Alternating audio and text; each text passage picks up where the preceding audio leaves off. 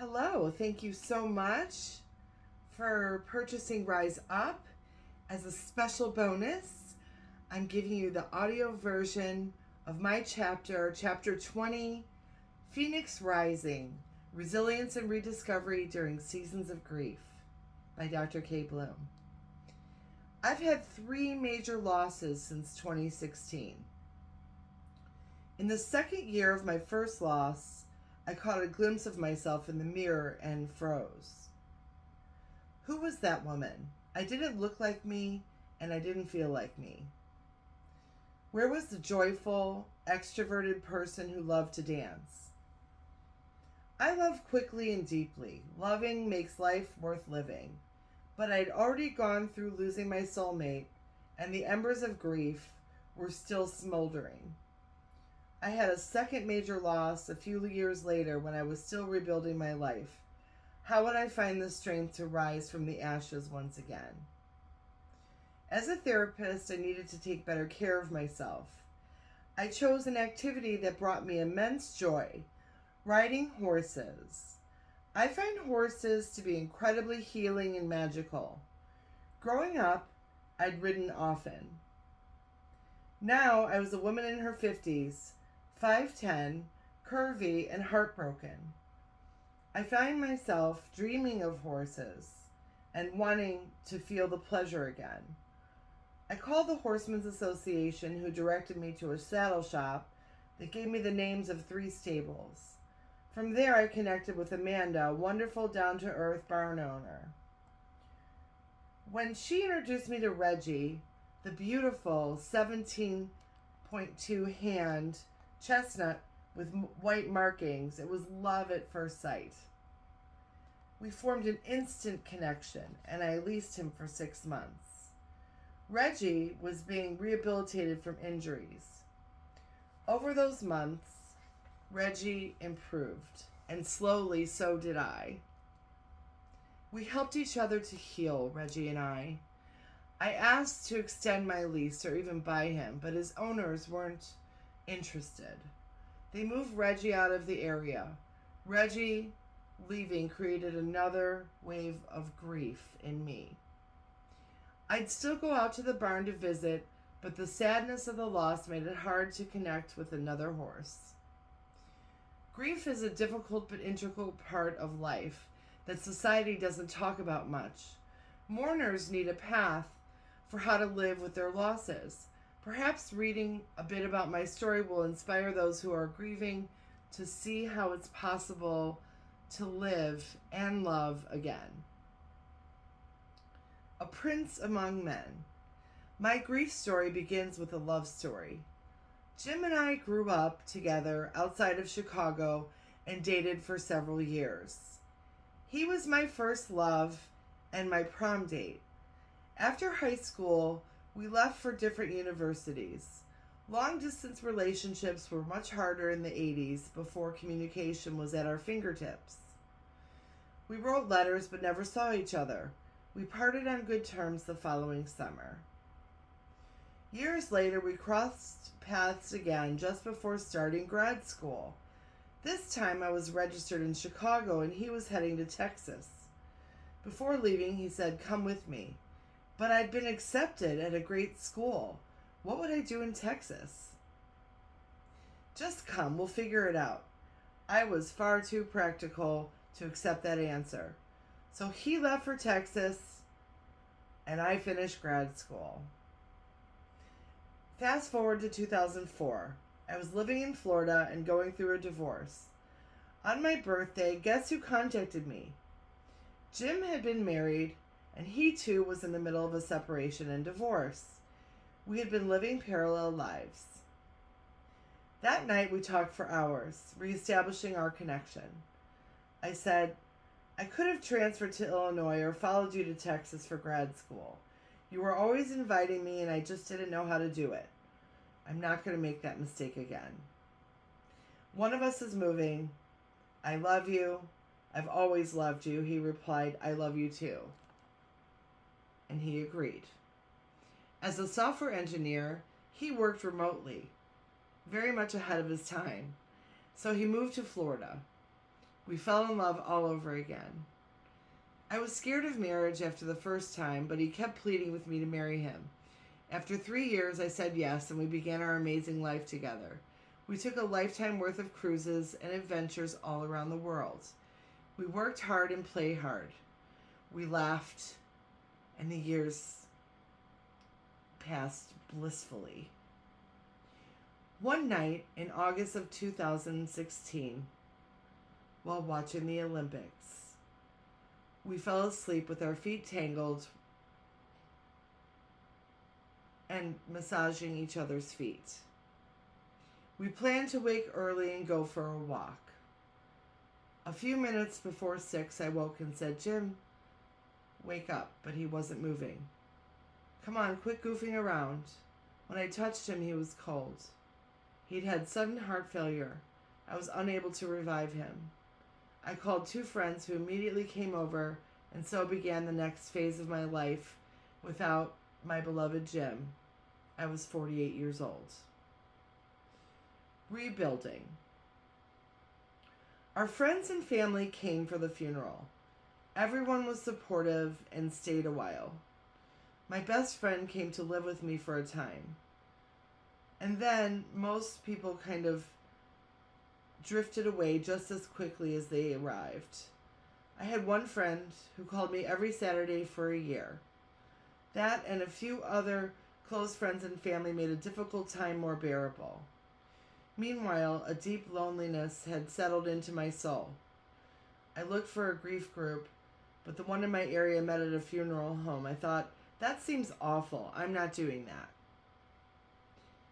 Within the week, I went back to work, running a treatment center.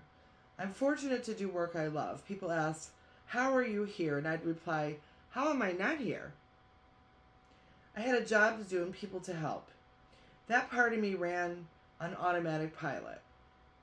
In those first months, I did my job and fell apart as I needed to behind closed doors. The heaviness of the grief came in waves, and at times, I felt I was drowning under the weight of emotions. I'd hear a song while getting a manicure and suddenly start bawling. The grief comes when it wants to. You can't stop it. The heart has its own way of processing.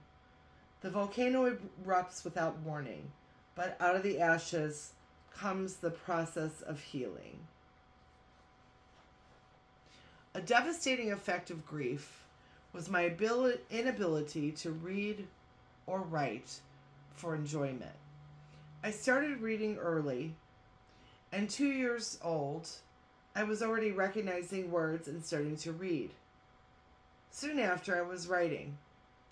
When Jim died, I'd already had 2 books published that he helped me with in terms of editing and formatting and uploading and all the techie stuff. But after he passed, my ability to concentrate along with my creativity seemed to have died with him. The second year of rebuilding was harder than the first because the support waned and the reality of the loss set in more fully. People seemed to want me to get over my grief because of their discomforts. I'm sure also they wanted the best for me. Unfortunately, the feelings of grief are persistent and do not magically disappear just because the year has gone by. Some friendships ended.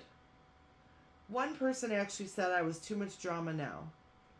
Some wanted only the former blissful me, but I wasn't her anymore. My true friends and family loved me through my darkest days. Most people eventually stopped talking about Jim as if he had never existed. They may have been afraid to upset me or didn't know what to say, although the worst had already happened. I enjoy talking about him and us. I wanted to keep his memory alive. I was told by some fellow mourners who were years ahead of me on the grief journey that I would always love and miss Jim. That helped me through tremendously. In year 2 of rebuilding, A friend and colleague recommended I participate in a week-long hypnotherapy training to help with my grief healing journey and getting certified at the same time. I'd have the chance to learn new skills and further my healing. I'd done talk therapy for years. I knew I needed something different to reclaim my joy. I was the subject of the live hypnotherapy demonstration in the class. The trainer conducted a grief hypnotherapy session that helped me release some of my grief in a profound and permanent way. Grief had fragmented my life force, but after the hypnosis, I felt revived and reintegrated. I felt my joy begin to break through the fog. I continued deeper healing and advanced hypnotherapy training for 2 more years. I found my laugh again. Lightning strikes twice. At the end of 2017, I met Paul. He had a big heart that matched his big teddy bear physique. He was transparent about his long-term marriage soon ending and how I was his first date. I told him about my grief. He shared how he'd lost 2 best friends, one to suicide and one to cancer. Paul was a bit introverted and particular about who he got close with, but the friendships he had were deep and long-lasting. He was kind and patient with my grief and with me. I burst into tears on our first dinner date before we even got to the restaurant. He pulled over, held me, and told me it was okay. After a few dates, he said, "I see that you have a huge heart. I'm sure there's room in there for both of us. You get to have all your emotions. When my best friends died, everyone told me to stop crying, so I cried privately because nobody would hear it." After a year, we moved in together. We were in love and integrating into each other's lives, friend groups, and family. Then COVID happened. I started seeing clients online, and he worked remotely already as a tech engineer, and at the end of summer, he started visiting some customer sites. He had struggled with diabetes, but his blood sugars had stabilized. He felt better than he had in his entire life. On the morning of September 30th, 2020, we ate breakfast together and kissed goodbye. While at work, he had a sudden heart attack with no warning. He was 54 years old. With COVID, there were no viable funeral options for Paul. No one could come over to visit or offer me support. I made one new close friend at the time who video chatted with me daily. She, my therapist, and a few other friends and family were lifesavers through that impossibly lonely time. People think the depth of grief is correlated to how long you knew a person. I haven't found that to be true. When you lose a person you love, it cuts deep, no matter what. But the second loss hurt differently because I was different. People would not believe that less than a year later, in 2021, I lost my best friend of 30 years. Her name was Glenda, and she died of cancer complications. She was a bright light in my life. I honored her with a small beachfront service for friends and family because still COVID was happening and people were distancing and things were not the same. I felt devastated and wondered how much more loss I could withstand. As I continued to heal, I thought about the lessons I could glean from having endured so much grief that could be valuable to others. These losses have helped me empathize with clients and friends who are grieving. Families suffering from addiction and mental health issues who've lost loved ones to addiction, suicide, illness, or tragedy. We all experience losses as part of the cycles of life and the transitions of death. I hope the insights I offer encourage others in the healing process. Keep loving.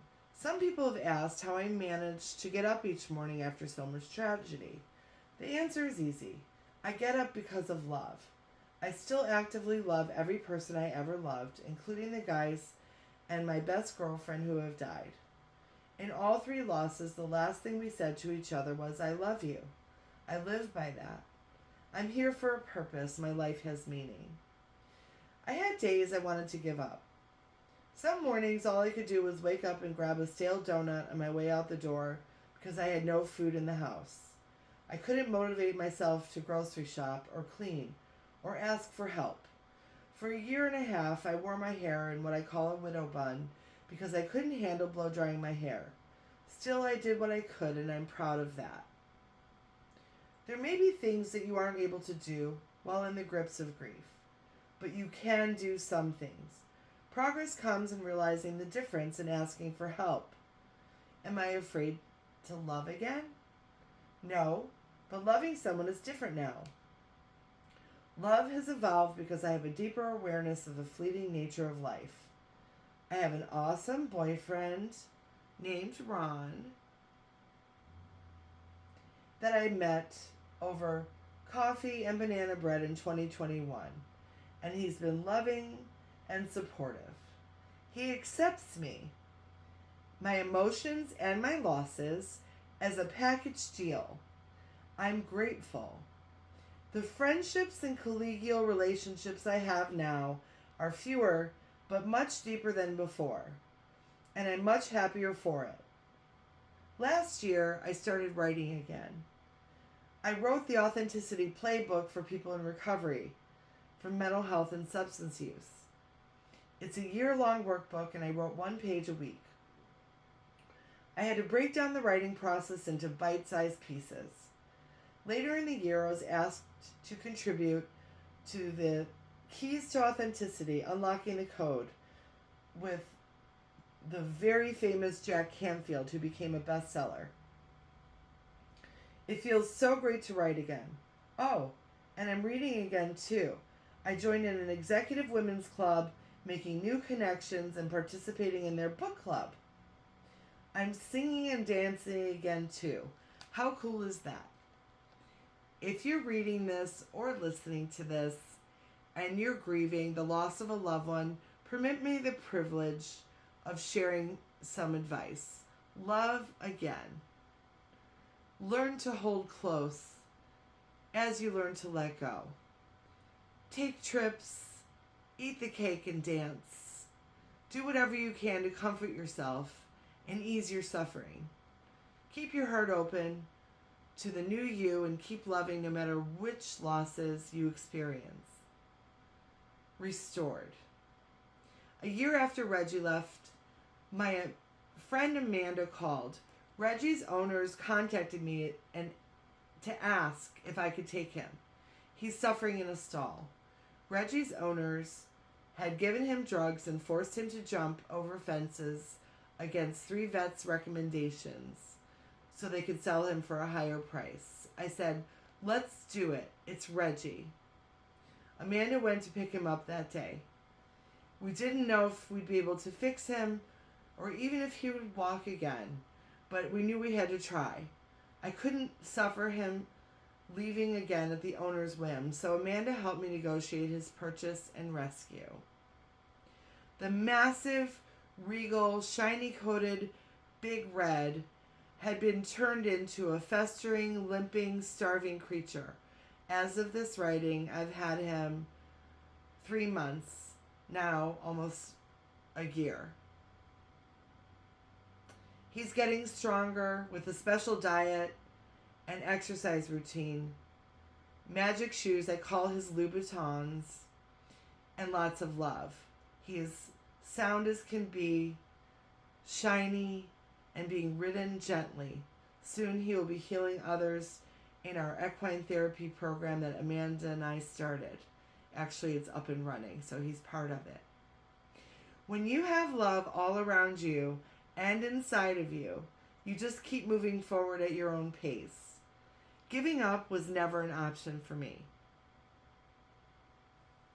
If I gave up, then helping make people, places, and things better than I found them wouldn't be possible.